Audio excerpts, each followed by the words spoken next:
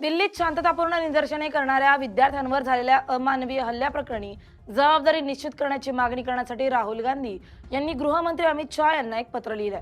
यात ते म्हणतात की आमचे विद्यार्थी एका न्यायी आणि उत्तरदायी शिक्षण व्यवस्थेची मागणी करत होते। त्यांचं म्हणणं ऐकून घेण्याऐवजी सुरक्षा दलांनी त्यांच्यावर जीवघेणी शस्त्र आणि अश्रुधुराच्या नळकांड्या वापरत बेछूट बळाचा वापर केला। यात शेकडो विद्यार्थी गंभीर जखमी झालेत। महिला विद्यार्थ्यांवर पोलिसांकडून हल्ले करण्यात आले, ज्यामध्ये त्यांच्या गुप्तांगांना मुद्दाम लक्ष करण्यात आले। यापुढे राहुल गांधी म्हणतात की सर्वात धक्कादायक बाब म्हणजे आंदोलनात विद्यार्थ्यांवर जीवघेण्या पॅलेट गन्सचा वापर करण्यात आलाय। प्रसार माध्यम आणि सोशल मीडियावर वृत्तांतून गंभीर दुखापत झालेल्या लोकांची स्पष्ट दृश्य समोर आली आहेत, ज्यात एका पत्रकाराचाही समावेश आहे।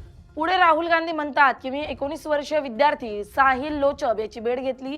पॅलेट गनच्या गोळीबारात जखमी झाल्यामुळे तो सध्या तीव्र वेदना सहन करतोय आणि त्याचा एक डोळा निकामी होण्याची शक्यता आहे। दिल्लीत तैनात असलेली सुरक्षा दलं अखेरीस आपल्याच नियंत्रणाखाली काम करतात, म्हणून मी विचारू इच्छितो की गृहमंत्री म्हणून आपण विद्यार्थ्यांविरुद्ध पॅलेट गनसह जीवघेण्या बळाचा वापरास मंजुरी दिली होती का?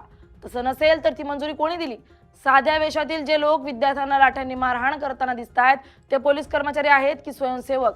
त्यांच्या तैनातीला कोणी अधिकृत परवानगी दिली? कोणत्याही लोकशाहीसाठी शांततापूर्ण निदर्शने अत्यंत महत्त्वाची असतात।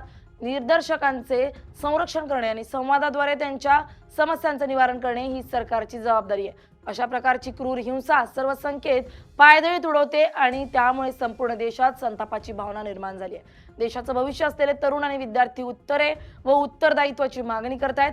त्यांचा आवाज नक्कीच ऐकला जाईल असं राहुल गांधी यांनी आपल्या पत्रात म्हटलंय।